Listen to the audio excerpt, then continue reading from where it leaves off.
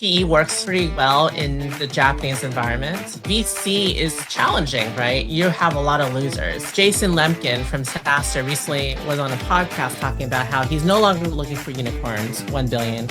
He's looking for 10 and $100 billion exits. And he's okay with most of his seed investments failing. Japanese VCs typically don't expect the same level of returns as those in the US. Based what range of returns Japanese VCs generally comfortable with, and what kind of time horizon do they usually expect for exit? The official answer is yes, they want big returns. The unofficial one is I shouldn't be saying this. I'm gonna continue with asking you, especially in the context of Japan, APAC, the US and cross-border, what makes an investor a good investor in this climate? Good investor in this climate. That's a loaded question. Maybe if you were to define what good looks like, because I think the prevailing narrative for a lot of Japan investors is we don't necessarily need a huge exit and everyone's happy, right? But I think that perpetuates the fragmented nature of Japan, which as you can see anywhere around, not just Tokyo, but the rest of Japan. All right, guys, welcome everyone, and thank you for joining AMA with VCs event. And we are going to start from now on, all right? So you can think this one as an AMA event with one of our mentors, which is we are having Lauren today, which is one of our, one of the best mentor actually in Japan, Korea, Taiwan program. Without further ado, let's get started. Okay, I have some questions for you for warm-up purpose. But this shouldn't be like a panel talk. So because we are here for acceptance questions from the audience, as the name suggests that it's an AMA session. Ask me anything, guys. So feel free to throw it in the chat. You can also throw some keyword if something doesn't come in your mind, or if you're shy, just throw it in chat that what you want to talk. Like say that, I don't know, how safe works. I don't know, something like this. Throw it.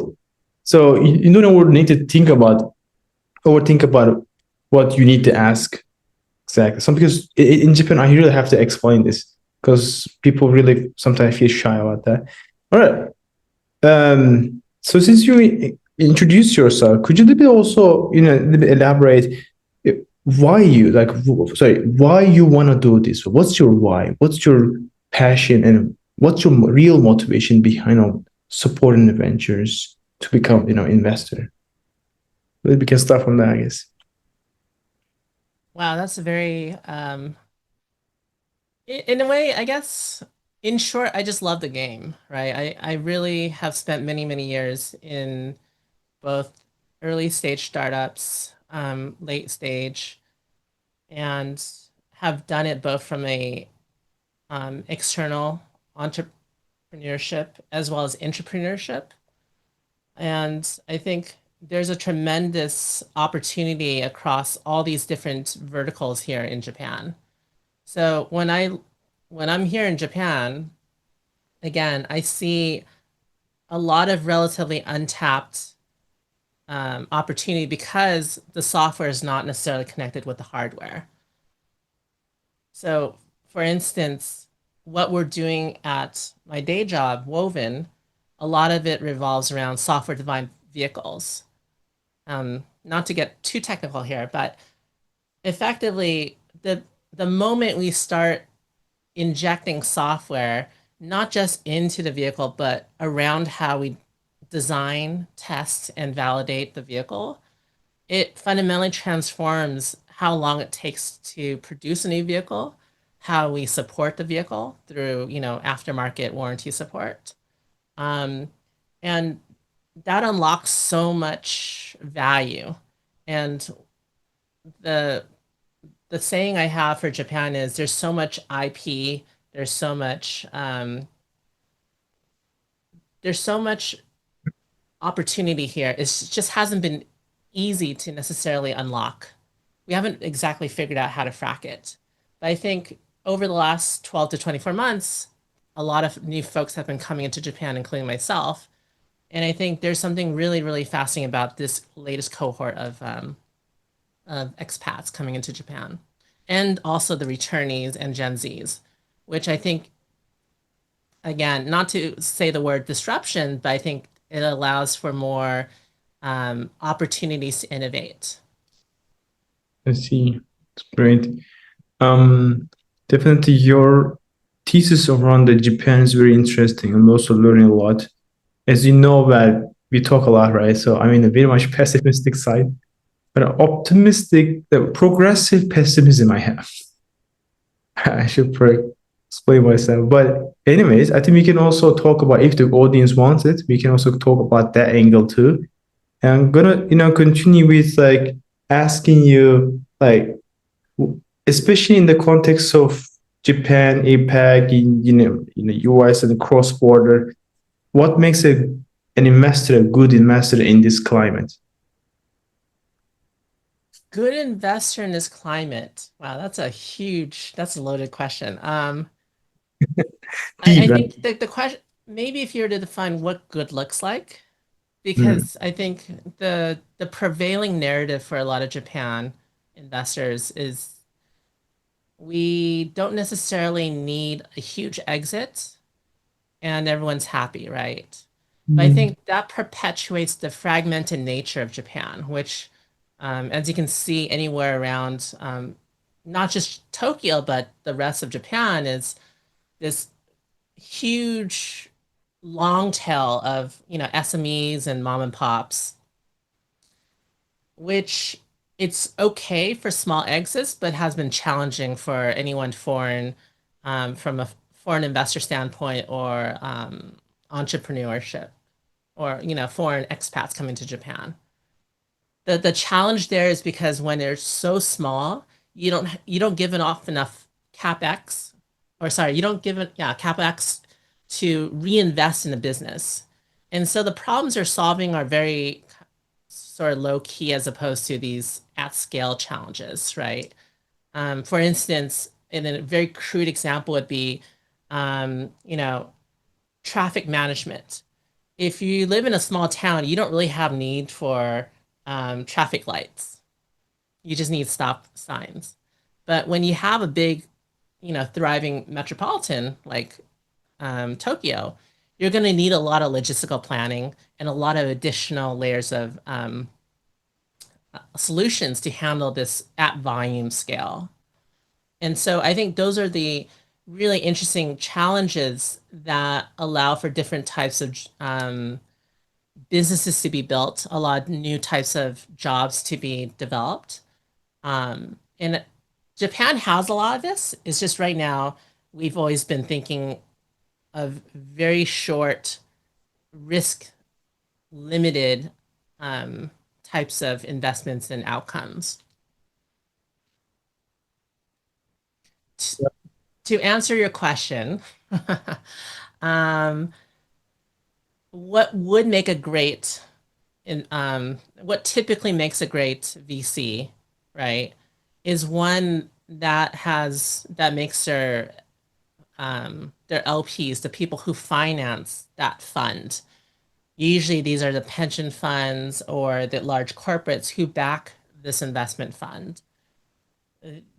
They would typically get outsized returns relative to, say, other types of asset classes like real estate or just the stock market. So, in order to do that, the investor themselves needs to look for these sort of moonshot types of outcomes. Right. And that's what I'm also personally excited to push forward in Japan here. I see. So I would like to ask the audience if um, if you want to know more about the VC more, because people really sometimes struggle. Like last week, Friday at the TIB, I did a workshop. When I asked these questions, most people don't know anything. I was even asking like, do you know what equity means? Like that much, and people still don't know. Nobody really like very few percentage of the people really know, only surface level. It's blow my mind actually. So it means the VC literacy really needs to get talk because people just don't know how it is. Like it's really exclusive club of some investors. they have their own world, and supporting startups with a magic. Maybe they're rich, maybe they're philanthropic. They want to give back to community. So hard. So maybe, uh, but I know most of the people here, so I'm going to just shape my questions accordingly. So Erdich, Mhm. I do see there's questions in the chat. Would it be helpful to just jump into some of these questions? Oh, sure. Okay. Let's start with the Richard. So, what specific type of startups or business models are you most excited about investing right now? So from a thematic standpoint, it's an extension of the future work thesis. So what you'll start noticing a lot about is a lot of the theses I have is around the notion of productivity or extensibility, meaning can you build on top of it, right? Mm, Think like AWS, APIs. I argue the reason why Salesforce is so powerful is not because of the CRM, but because you have APIs, which allows them to go build, Force.com and Agentforce, all these additional third-party businesses, which reinforces the whole platform. mm. Um, Flywheel. yeah, it's definitely a flywheel.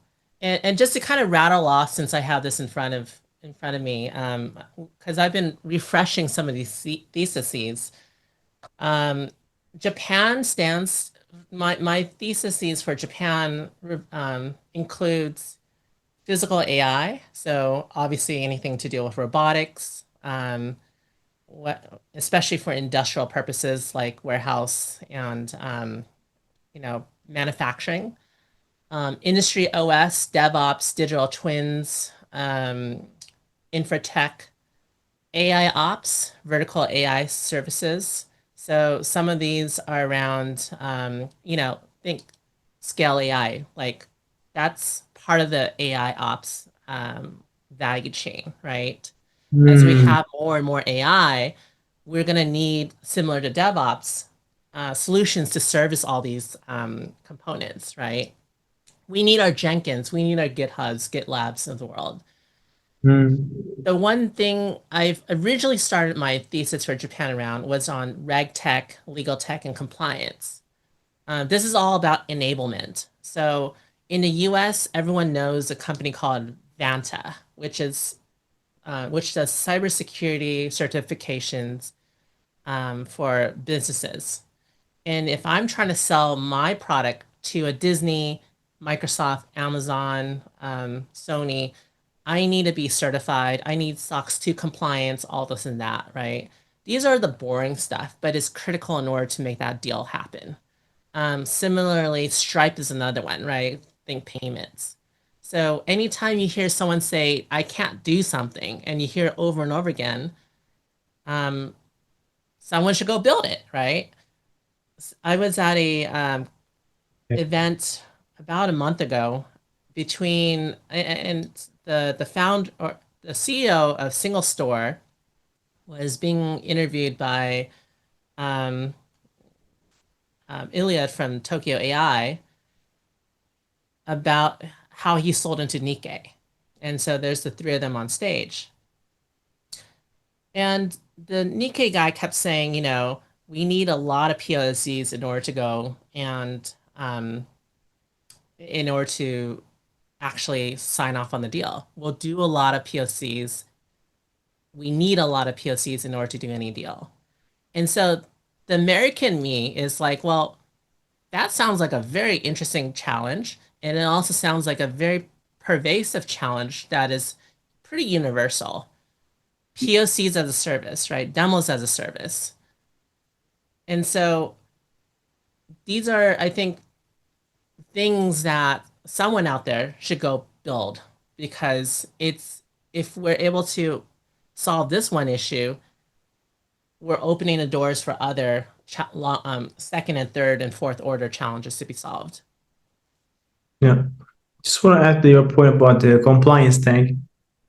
The things that you explain exactly what Richard is doing. Richard Oh, startup. awesome. Exactly. So I think if you can open some office hours, maybe you can match with him. You can explain you later. Um, Anyways, so let's continue with the next question. To summarize, Lauren's point, I also reply your question, Richard. Next question from the Tomo. What do you look at the most when you what are you looking at the most when you evaluate in startups? So that's a really interesting question. Um, it depends on what stage you're trying to invest in, but typically at a very high level, does the founder know what they're selling, right? Do they have a clear path or are they still searching for something? So do we have a one is do we know the do we know what it takes to get the product market fit? And then do we also have some sort of vision to get to, is it the 10 million ARR if we're looking for 100 mil exit, or the 100 million ARR for, the American unicorn, right? So usually a lot of this is never articulated for a lot of startups. A lot of them are still very much at a conceptual level. Hmm. And once you realize that whenever you're talking to a VC, and this kind of goes into is a VC the right thing for you? Um, you realize you're basically talking to a kind of like a really hungry, it's a unique type of banker, right? The banker is doesn't need their money back right away, but they're gonna need to return the fund, right? Or to give some sort of um, meaningful multiple on the investments. Hmm. So along the lines of everything you tell me, I'm going to try to figure out, are you a investable team, right? Do you are you able to make the pivots? Are you experimental enough? And are you actively talking to your customers on a regular basis? So I hear, especially from the Americans, American startups, and some here as well, including my students I coach at um, Jap- Japan Venture Academy, JVA. They're talking to 20, 30 customers weekly, directly, not through surveys, but directly. And the that doesn't change. If anything, that just scales up and up and up. So yes, from a typical due diligence standpoint, I'm going to be looking at, revenue. I'm going to be looking at traction if you don't have revenue. If you don't have traction, then LOIs, MOUs, what does your pipeline look like? If you don't have that, we're now then talking about do you have waitlist? Do you have a community behind this? Because everything you're doing is basically converting your funnel of followers into paid members, right? You're building a church or you're building some sort of pharmaceutical, if you will. Mhm. So if you don't understand how to convert a prospective customer into a paid one and a happy retained one, that's going to be very challenging unless you can bring someone else on board who's going to be managing that.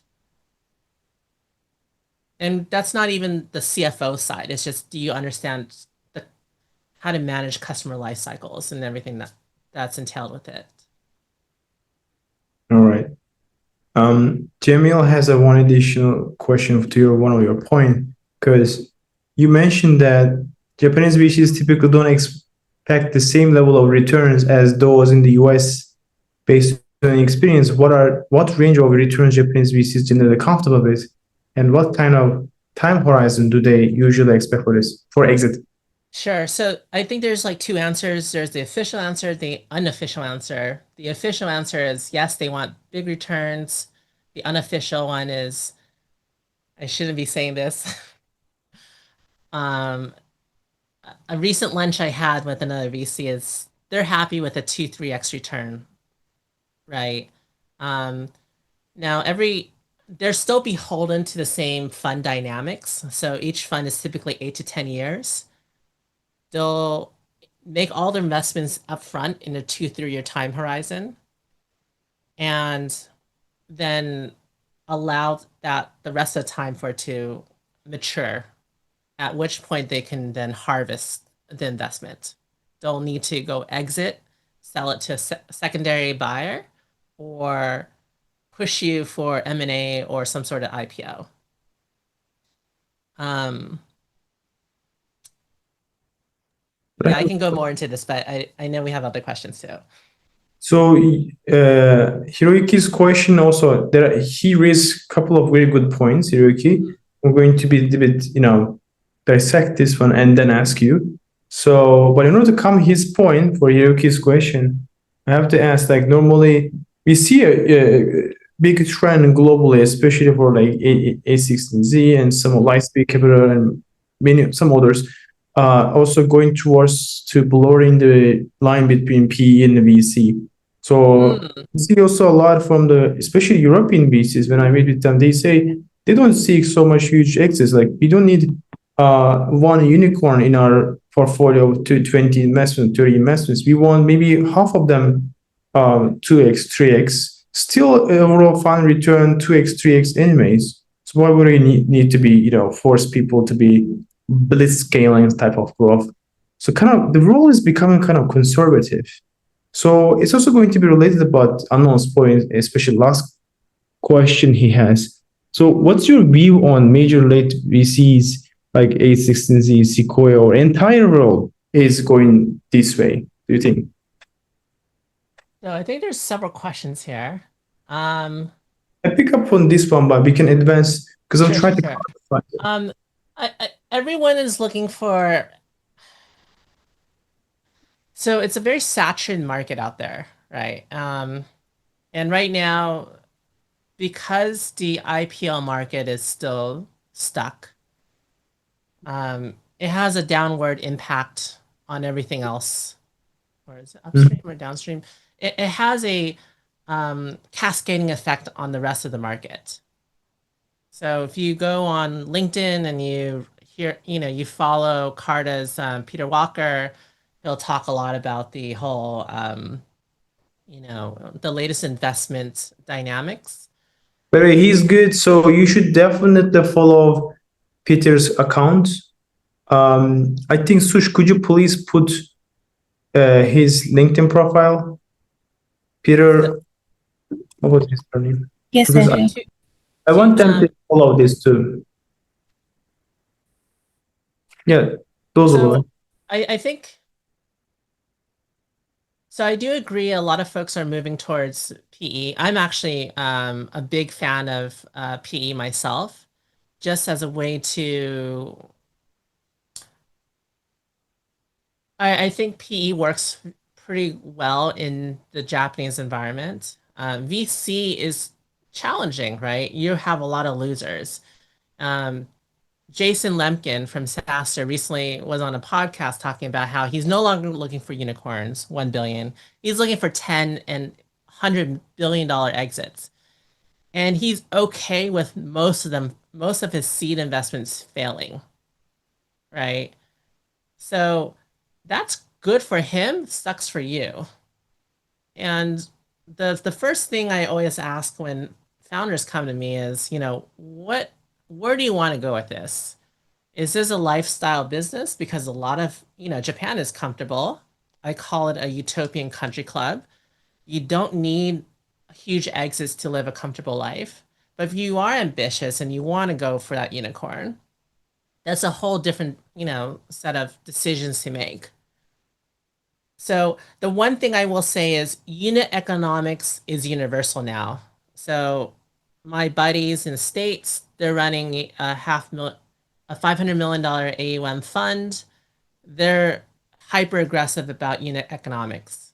And I think everyone right now is scrutinizing, can my every yen dollar rupee, whatever the hell you're investing with, is it going to have a direct correlation with outputting 5, 10x on the other side?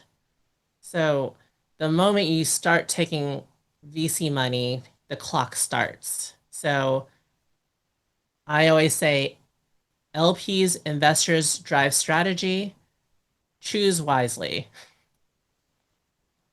Exactly. So great analogy on especially ticking time bomb. Not So to say that we're all evil, but there's a reality behind this. yeah, okay. So I'm gonna also focus more on the Hiroyuki's question because he raised pretty good points. So I'm just gonna read it for the audience. I'm a Japanese founder. By the way, he graduated from FI, of course. Currently based in Singapore, and I have observed that many VCs investing at pre-seed, seed, or Series A stage ultimately focus on the whether a startup has achieved a product market fit. So that said, from a funder's point of view, especially for AI startup with lower burn rates, if it can be more attractive to aim for profitability early and fund growth through debt, or maybe we could say bootstrapping, especially given Japan's low interest rate. So this is a founder's perspective, but I would love to hear your view as a VC perspective, investor perspective. So, and a follow-on question on that, you can hold on this, but we're just going to read it more. How do you see this trade-off between equity fundraising and debt, especially when early profitability is achievable? All right, and then the rest of the question we can zoom in later. What do you Yeah. think? So it's a great question. We actually addressed this very topic at Sushi Tech last month. One of my buddies, also from the US, was talking about the rise of seed funding. So you'll have these fairly well off, meaning near profitable or semi profitable startups that will do the initial raise either at a pre-seed or seed round and just use that as a one-time investment until they're ready for exit. So if you Mm, have that, I would strongly encourage you to not go through 5 rounds of dilution, right? I think everyone looks at Box.com, Aaron Levy, and he's a very wealthy man, but it is 4 or 5% founder ownership.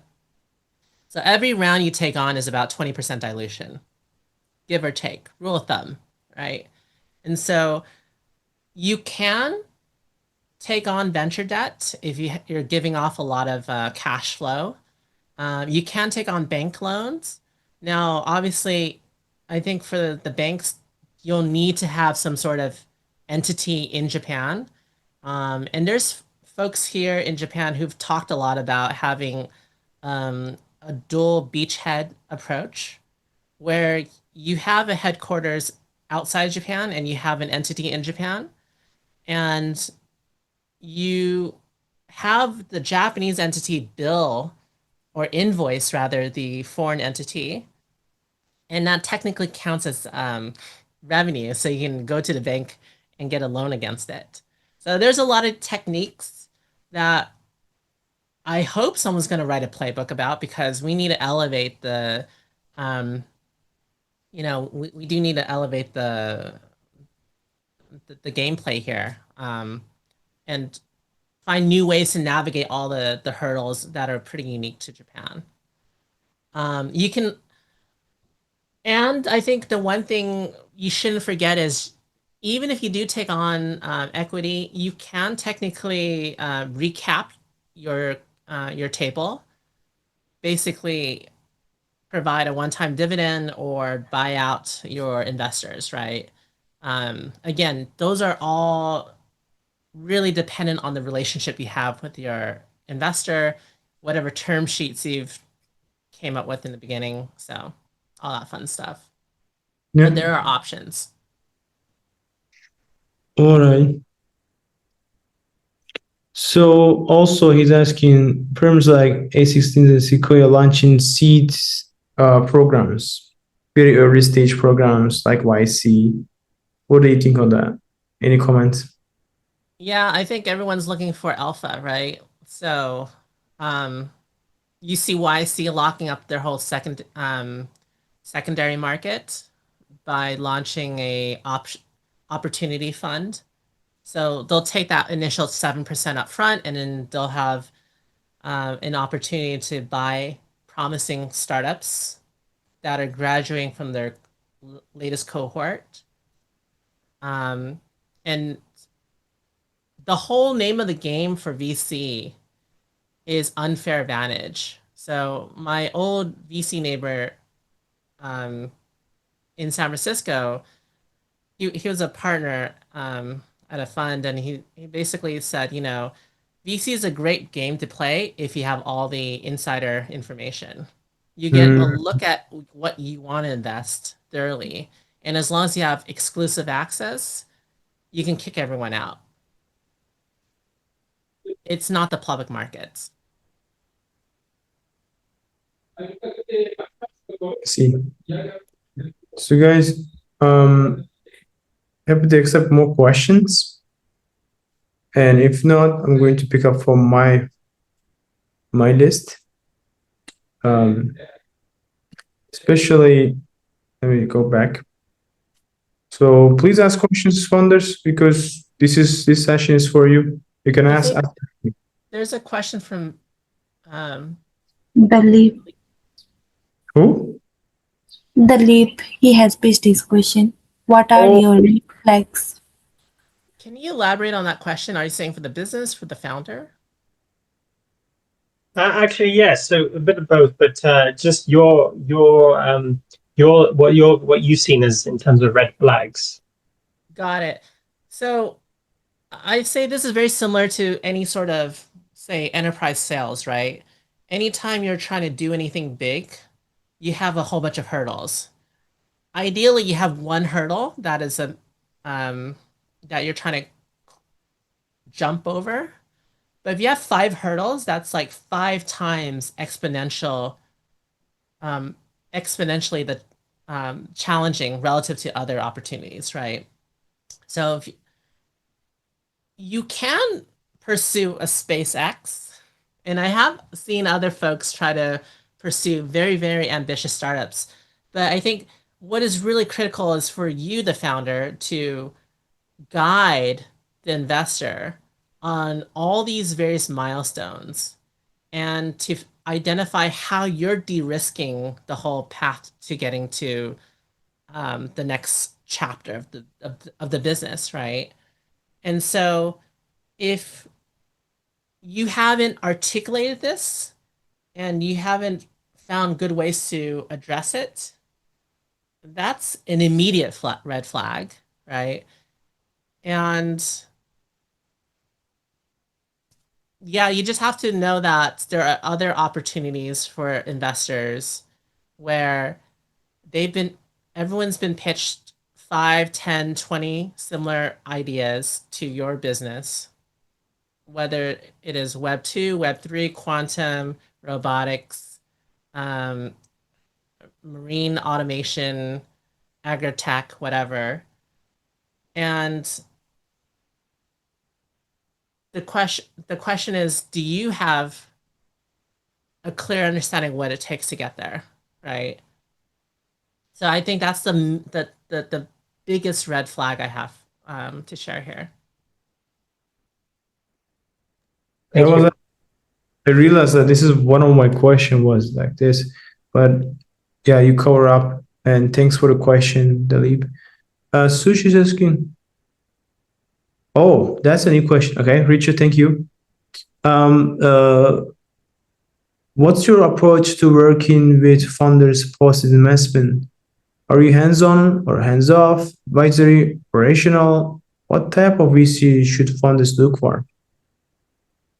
So personally, I am more advisory, just because I have limited time and I'd love to be more hands-on. But I think that's going to be more towards my PE portfolio. That's I'm looking to pursue pretty soon. Um, as far as that second question, what type of VCs? It really depends on, your path to the market and what do you need from the VCs? Ideally, there should be as much of an alignment um, to your business model, your business sector, right? So there are firms like Tusk Capital, or sorry, Tusk Ventures, I apologize, which specifically deals with heavy regulated environments like say Uber, Airbnb, those type of plays. Um, there are there are a lot of CVCs who will provide some portfolio support, but keep in mind, sometimes the CVCs themselves are not always the best customer for your product, right? If there's other ways to prove out your business model or to generate that first or second crank of the flywheel, there might be faster ways to do so. And for instance, Woven Capital is an $800 million CVC that's attached to Woven by Toyota, where I work. And we are a growth stage, Series B and later type of investor. We're strategic, which means anything we touch, anything we invest in, needs to have some sort of alignment with the rest of the business, whether it's Woven or other parts of Toyota. That is both good and bad. Good in the sense, if you can manage that, then you can perhaps pursue some MOUs, you can pursue some sort of joint PR to elevate the brand. But it's also sometimes dangerous because that might not be your best customer.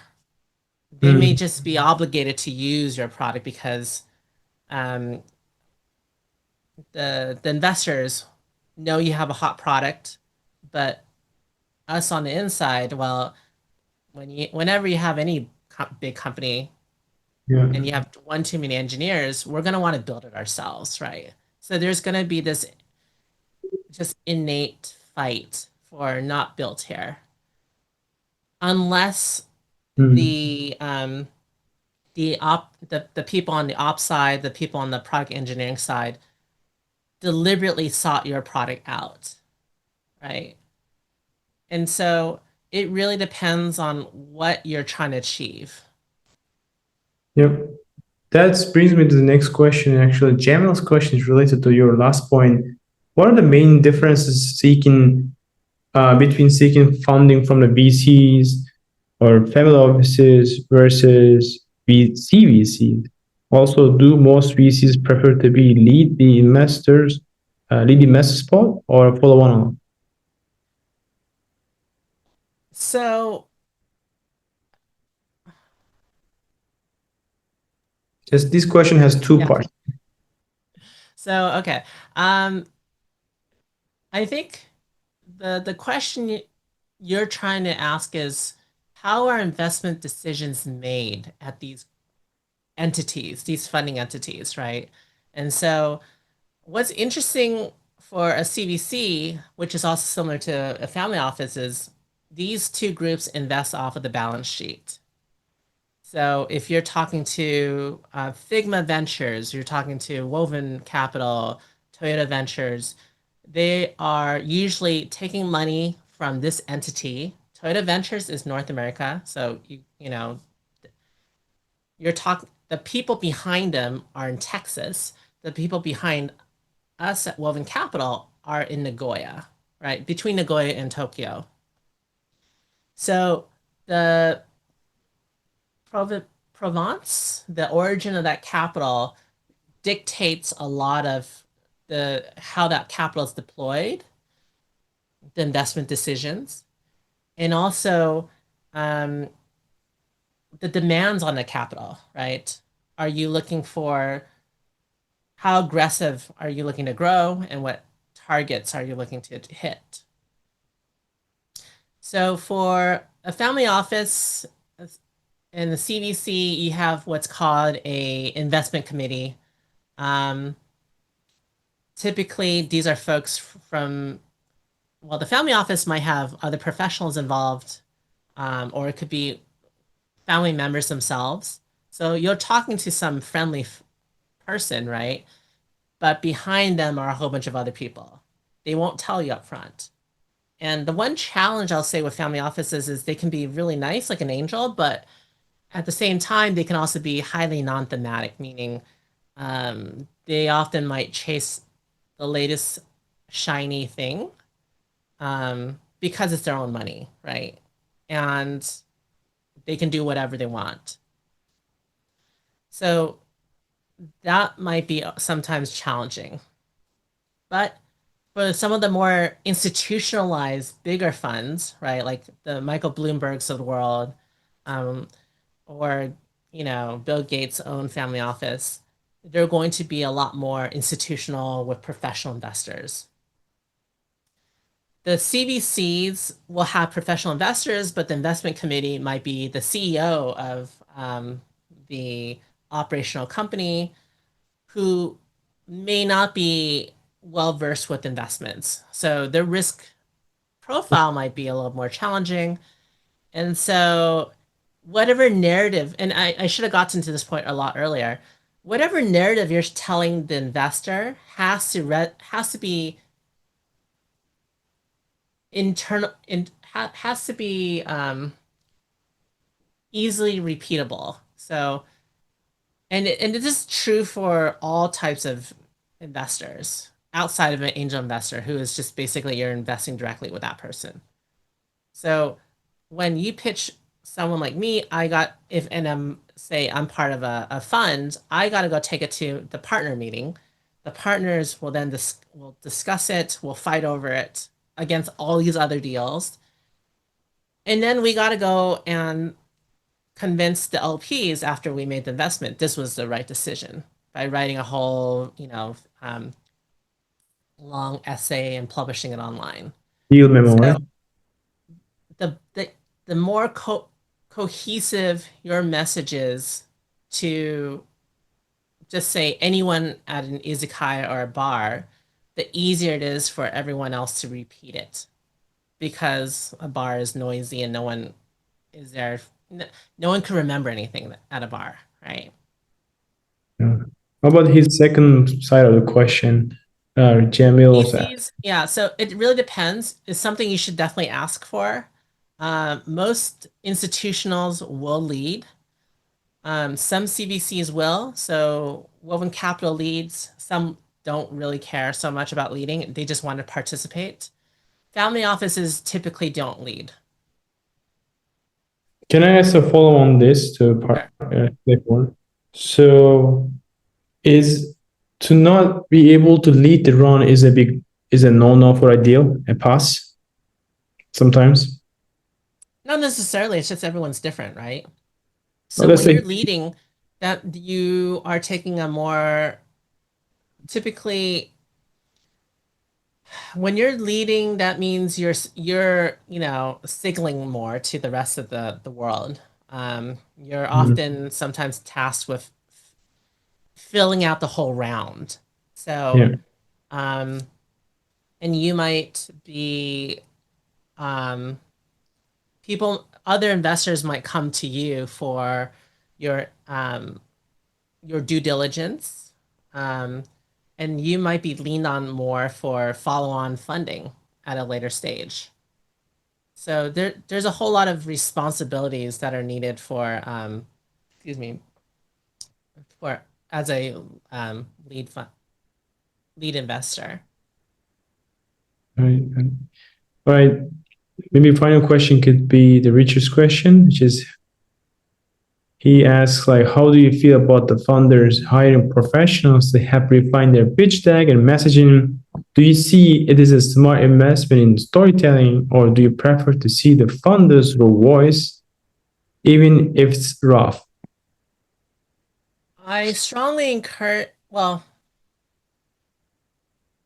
you there's two ways about this, but I definitely would do everything possible to refine the pitch deck and messaging. Chances are, based on what I've seen for a lot of startups globally, actually, is everyone can use help and feedback, right? And if you're smart, you're going to consistently update your deck and some of your strategy based on every pitch you go through. Think of it like a win-loss analysis. If you go through an accelerator, you're going to get that as part of the experience, right? Um, I've I've seen, friends amongst our community who've gone through just hiring a professional to really help clarify that message, and they've been able to then, break through that funding hurdle. As far as your raw voice, it's going to come through regardless. If you know regardless, you're going to say what you're going to say, and that's going to be a good thing. So the one challenge is how you think of it more like you need an editor and having someone else help you figure out what's the most important thing to say. I have a very strong opinion that it's a big no-no for me. Has to be the founder itself. I also don't like even the pitch day or pitch event demo has to be the CEO, the founder, co-founder, and CEO has to be represent. No matter your maybe broken English or you're awkward, anything like this has to be. You're the single decision maker unit there, single authority. You have to be there with your broken leg. Doesn't matter. That shows authenticity. I agree in principle, but that's why you hire people smarter than you. That's just my 2 cents on it. There's so much Maybe you don't know. There's so much um, gaps you're trying to fill. You should still be the spokesperson, no doubt, but there's no shame in getting help in terms of for sure. helping to edit, helping to clarify. You still need to be the person pitching, is what I'm agreeing with you on. Yeah, yeah. All right. So since the questions also finished, also we hit the 1 hour already. How about we wrap up with some, final thoughts?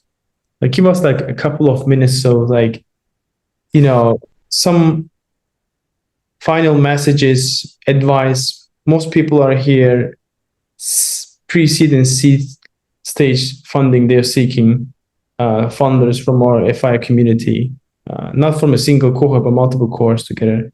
Could you give us like some advice on the fundraising for to them? So I think when this is just a very generic advice, which is when you do talk to a VC, you should ask them,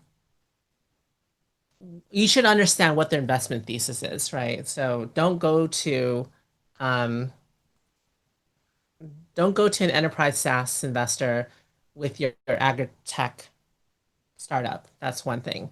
But you should also ask them, where are they in their in their fund cycle? And this is one thing that is highly tactical, but it's often neglected, because if they are effectively out of dry powder, which they will never admit to, um, they're not going to invest regardless if they wanted to invest in you, right? They could technically raise an SPV and do it on the side, no doubt. But out of their main fund, it is impossible until they raise another fund. So what you should ask for is, when did you start the fund, right? And you can even ask them when their last investment is, just to kind of throw something in there. But you can rule of thumb, when they 3 years after they raised is when they're out of deployable capital, and everything else reserved is for the existing portfolio. So that'll hopefully save you guys a lot of heartache and of chasing and barking up the wrong tree. They could launch their follow-on fund, right? A new fund two, They three. could, yeah. You can, I mean, you can ask them when their next fund is. So typically, a lot of investors will raise a new fund every 3 to 5 years, depending on the, environment. And they'll also tell you what the relationship is with their LPs and backers. Yeah.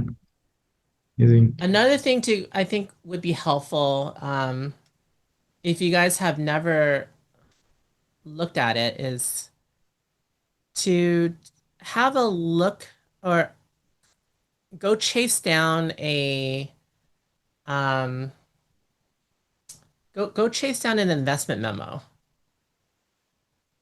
Yeah. So if you've never seen one of these, and this is sort of like a very, very high level, this is from another deck I made a long time ago. But these fundamental questions of why we're bullish, oops, sorry about this, why we're bullish, why now, what has to go right, what do we need to dig more into? These are questions we are going to be constantly asking over and over and over again. And some of the easiest investments I've made were when the startup actually just handed me their memo. It's like, okay, I know what you're looking for. Here's your here's the memo, and here's a set of Q&As that we've been capturing over the last month or two of talking to other investors. So on that note, as part of the whole investor package, one thing to think about is maintaining a Q&A doc. So anytime you have questions, whether you have an answer to it or not, you should just put it down, right? And bring it back to the team. And the goal is not to just have it answered, but to have a alignment with the rest of the team on how to answer and articulate whatever response you're having. And what you can do is also repurpose this into a public-facing Q&A, but also it helps to drive a lot of the product strategy, product support, even marketing messaging. So questions are actually a good thing. It's just a matter of, were they asked before, right? All right. It's been great, actually. Like, we should do a round two sometime. Thank you so much, Lauren. It was very insightful, and thanks for the audience with the questions. Really appreciate it. I think that's it. So thanks everyone for joining us this evening, and with your questions and everything. Lauren, really appreciate it.